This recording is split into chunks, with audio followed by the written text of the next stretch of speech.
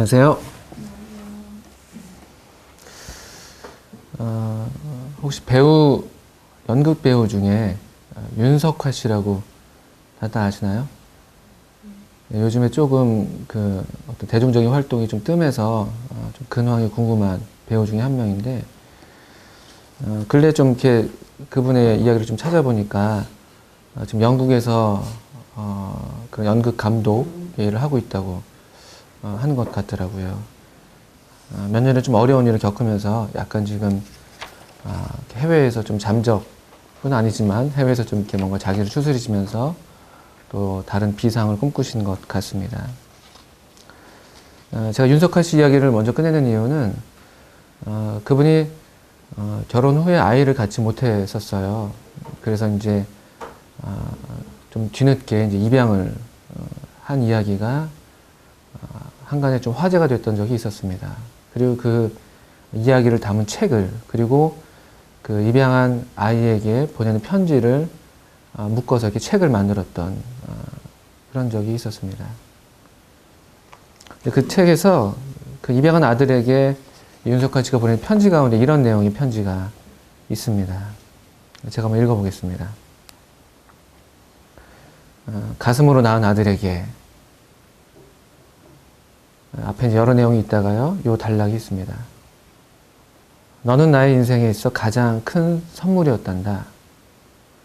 하늘이 나를 위해 주셨다고 감히 말하고 싶구나.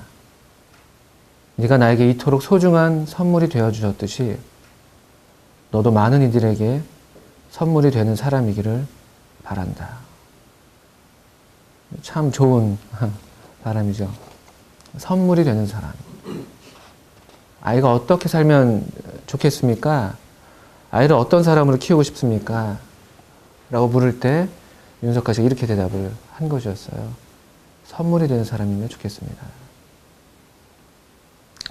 그 성경에도 보게 되면요, 선물이라는 단어가 많이 등장하는데 정말 이런 선물로 주어진 사람 이야기가 한 군데 나옵니다.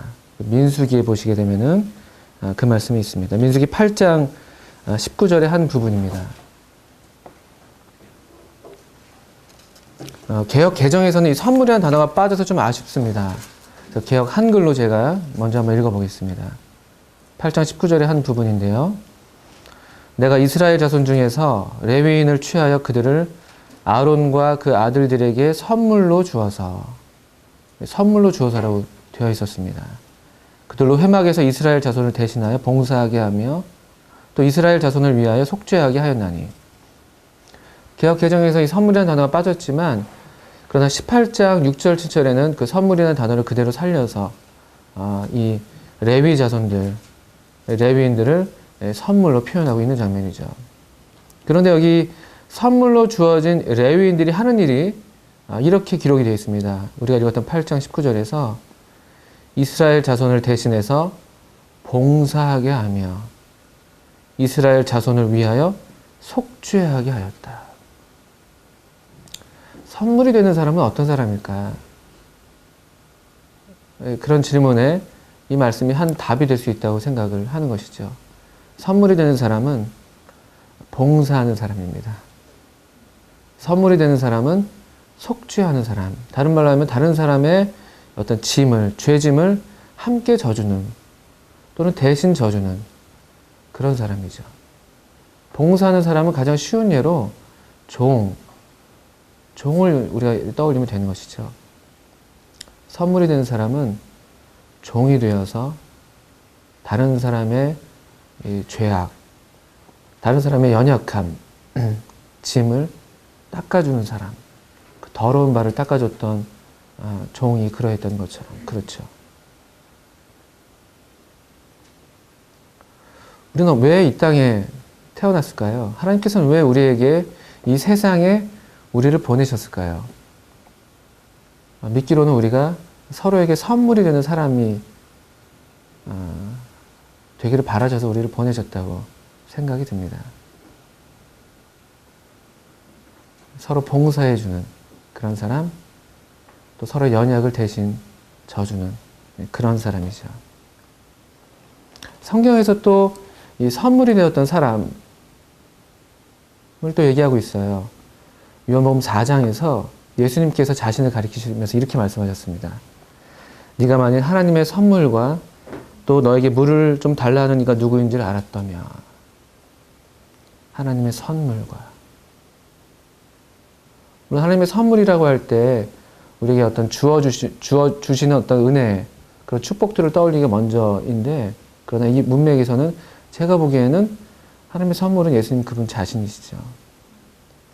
그분이 이 땅에서 어떻게 사셨나요? 정말 우리에게 가장 큰 선물이 되셨습니다. 어느 종보다도 가장 위대하게 우리를 섬겨주셨죠. 어느 누구보다도 정말 놀랍게 우리의 죄짐을 져주신, 말 그대로 속죄해 주신 그런 선물 같은 분이셨습니다. 그리고 에베소서 4장으로 넘어가시게 되면은 또 우리에게 선물로 주신 것들에 대해서 말씀하는데, 그 단락에서도 역시 어떤 물건이나 물리적인 어떤 축복 이런 것이 아니라 사람을 말씀하십니다.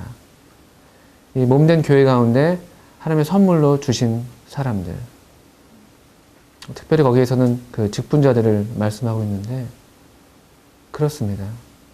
비단 이런 특별한 직분자들뿐만 아니라 우리 모두가 사실은 이 하나님의 선물을 받은 사람들이고, 또 우리 모두가 서로에게 하나님의 선물로서 서로를 섬기고 서로의 짐을 대신 져주기를 바라시는 그런 소원을 따라서 지금 이 땅에 우리를 살게 하신 것이죠.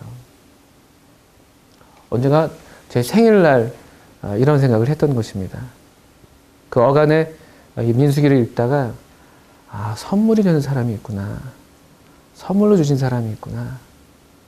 나도 이런 사람이 되면 좋겠다. 라는 그런 마음으로 하나님께 기도했던 적이 있었습니다. 혹시 이 이야기를 들으시는 분들 가운데 이런 기도를 또 함께 드리실 수 있지 않을까요? 하나님, 저를 이 땅에 나게 하신 하나님, 저를 봉사하게 하십시오. 저를 속죄하게 하십시오. 하나님, 당신에게 가장 큰 선물이셨던 아드님께서 그러하셨던 것처럼 가장 낮은 데에서 당신이 창조하시고 사랑하신 당신의 사람들의 발을 씻기게 하십시오.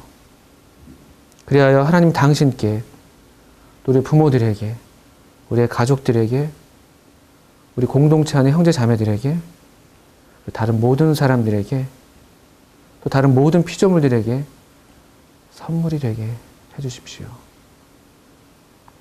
오늘 이런 기도를 함께 드릴 수 있으면 좋겠습니다. 감사합니다.